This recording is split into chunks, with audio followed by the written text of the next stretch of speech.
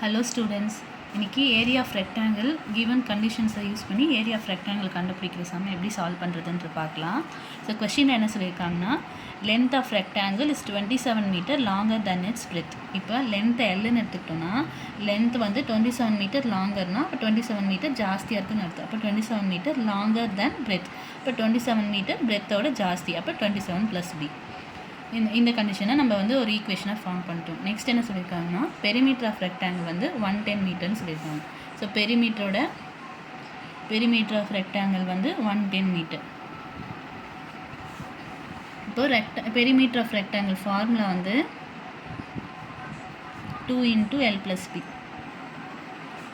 2 × L + b. So இப்போ perimeter of ரெக்டாங்கிளோட answer நம்மளுக்கு கொடுத்துருக்காங்க 110. ஸோ அதை சப்ஸ்டியூட் பண்ணிக்கலாம். இப்போ 2 × L + b. இப்போ இந்த 2 ஈக்குவல் டு மல்டிப்ளைல இருக்க 2 ஈக்குவல் கிராஸ் பண்ணால் டிவிஷனுக்கு வந்துடும். அப்போ 110/2 = L + b.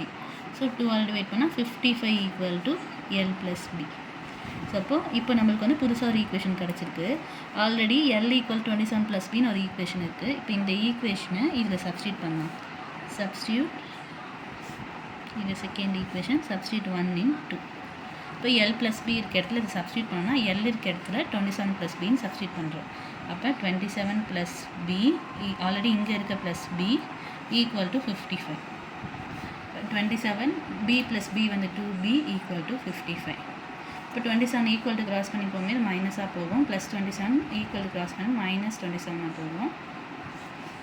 அப்போ 2b =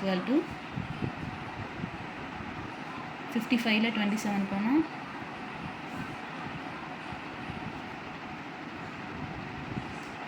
28.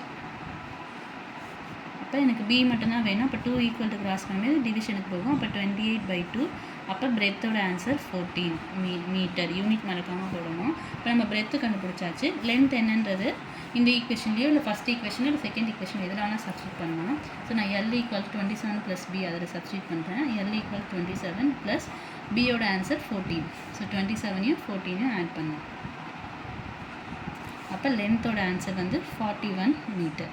ஸோ லென்த்து கண்டுபிடிச்சாச்சு, பிரெத்து கண்டுபிடிச்சாச்சு. இப்போ ஏரியா கண்டுபிடிச்சிடலாம். ஏன்னா கொஷினில் ஃபைண்ட் ஏரியான்றது தான் கொஷின். ஸோ அப்போ ஏரியா = லென்த் × பிரெத்து தான் ஏரியா ஆஃப் ரெக்டாங்கிள் ஃபார்முலா.